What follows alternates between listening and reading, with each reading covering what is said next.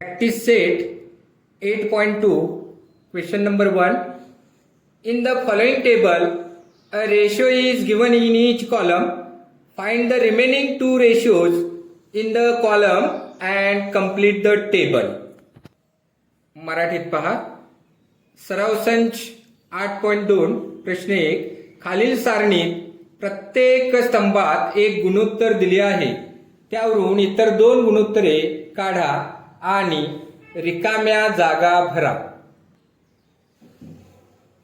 Question number 1 त्यामधलं first cos थिटाची value दिलेली आहे 35/37 आणि साइन थिटा आणि टॅन थिटाची व्हॅल्यू फाइंड आउट करायची आहे. We know the trigonometric identity sin square theta plus cos square theta is equal to 1. Trigonometric identity आहे. आता याच्यामध्ये ही जी दिलेली जी व्हॅल्यू आहे ती आपण याच्यामध्ये इथे भरायची आहे. cos थीटा जी दिलेली आहे इथे भरायची आहे. therefore sin square theta plus cos theta ची व्हॅल्यू इथे 35/37 bracket square is equal to 1. आता इथे स्क्वेअर करायचा आहे. therefore sin square theta plus 35 चा स्क्वेअर आपण कसा करतो इथे एकक स्थानी 5 आहे युनिट प्लेस खाली आहे त्यामुळे 3 नंतर येणारा कॉन्जिक्युटिव्ह नॅचरल नंबर 4 आहे. 3 4 जा 12 आणि 5 चा स्क्वेअर 25. 37 चा स्क्वेअर करताना square of 7 carry 4 product of 2 digits 3 7 जा 21 त्याला डबल करायचा आहे 42 प्लस 4 46 कॅरी 4 3 चा square 9 plus 4 30 is equal to 1. आता इकडे प्लस आहे तिकडे घ्यायची मायनस होतील. therefore sin square theta is equal to 1 minus. आता याच्यातून हे मायनस करायचं आहे. क्रॉस मल्टिप्लिकेशन मेथड इथे आपण वापरू शकतोय.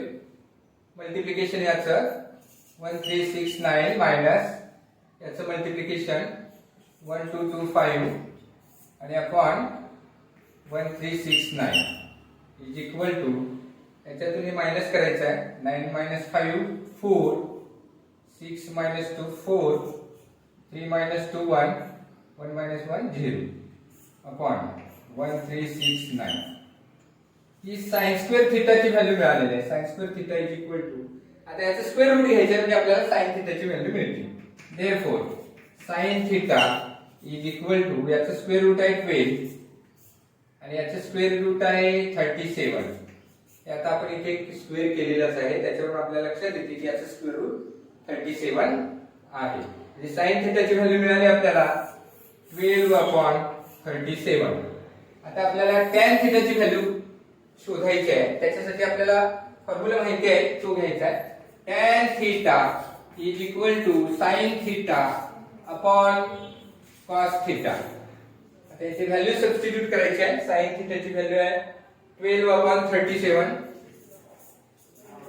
अपॉन cos थीटा ची व्हॅल्यू इथे दिलेली आहे 35/37. आता याला हे डिवाइड केले इथे आपण उलटून गुणिले घेतोय 12/37 इंटू 37/35.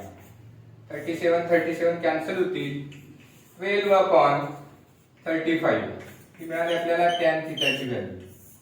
तर अशा पद्धतीने आपल्याला इथे sin थीटाची व्हॅल्यू मिळालेली आहे 12/37 आणखी tan थीटाची व्हॅल्यू मिळालेली आहे 12/35. ओके. सेकंड एक्झाम्पल पहा. sin थीटाची व्हॅल्यू दिलेली आहे. sin theta is equal to 11/61 आणि आपल्याला cos थीटा आणि tan थीटाची व्हॅल्यू शोधायची आहे. ट्रिग्नोमेट्रिक आयडेंटिटी तीच यूज करायची आहे. sin square theta plus cos square theta is equal to 1. इथे आता sin थीटाची व्हॅल्यू सबस्टिट्यूट करायची आहे.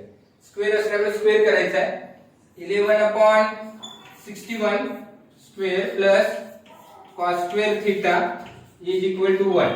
आता याचा स्क्वेअर करायचा आहे. 11 चा स्क्वेअर 121 अपॉन 61 चा स्क्वेअर कसा करायचा बघा. 1 चा स्क्वेअर 1, 6 1 जा 6, त्याचा डबल केला 12 कॅरी 1, 6 चा square 36 plus 1 37 plus cos square theta is equal to 1. आता हे इकडे प्लस आहे, त्या साइडला घेतल्यानंतर मायनस होती. Therefore cos square theta is equal to 1 minus 121 upon 3721. Cross multiplication method इथे वापरूया. इथे आपण क्रॉस मल्टिप्लिकेशन मेथड वापरलेली आहे. इथे थोडं वेगळं करायचं असेल तर इथे डिनॉमिनेटर सेम करा. इथे बघा, तर 3721 अपॉन 3721 मायनस 121 अपॉन 3721 ही 1च आहे. फक्त घेताना आपण इथे डिनॉमिनेटर सेम करण्यासाठी या टाइपने घेतलेलं आहे. आता पहा, इथे डिनॉमिनेटर सेम झाले, न्यूमरेटर मधून न्यूमरेटर मायनस करा, अंशातून अंश वजा करा आणि छेद आहे तसा लिहायचा आहे.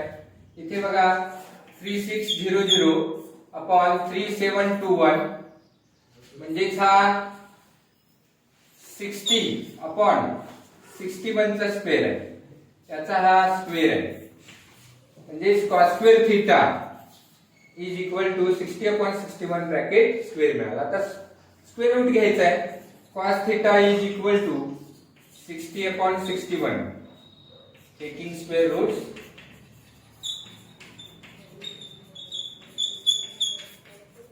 म्हणजेच वर्गमूळ घेऊन दोन्ही बाजूची आपण इथे वर्गमूळ घेतलेली आहे. म्हणजे जी आपल्याला cos थीटाची व्हॅल्यू मिळाली, sin थीटाची व्हॅल्यू दिली होती, त्याच्यावर आपण cos थीटाची व्हॅल्यू काढलेली आहे. आता आपल्याला tan थीटाची व्हॅल्यू काढायची आहे. त्यासाठी tan theta is equal to sin theta upon cos theta. आता व्हॅल्यू सबस्टिट्यूट करायची आहे. sin थीटाची व्हॅल्यू 11/61 अपॉन cos थीटाची व्हॅल्यू 60/61. आता हे उलटून गुणिले इथे घ्यायचे. 11/61 इंटू 61/60 61/60. इथे 61 कॅन्सल होतात, 11/60 राहील. 11/60 ही tan थीटाची व्हॅल्यू मिळालेली आहे. लास्टला आन्सर करेक्ट करायचा आहे. इथे आपण cos थीटाची व्हॅल्यू फाइंड आउट केलेली आहे आणि इथे tan थीटाची व्हॅल्यू फाइंड आउट केलेली आहे. तुम्हाला माझं चॅनल कसं वाटलं ते तुम्ही इथे लाईक करा, माझ्या चॅनलला लाईक करा आणि सबस्क्राईब करा. नेक्स्ट पार्ट साठी कमेंट करा आणि पुढचा पार्ट लवकरच येत आहे.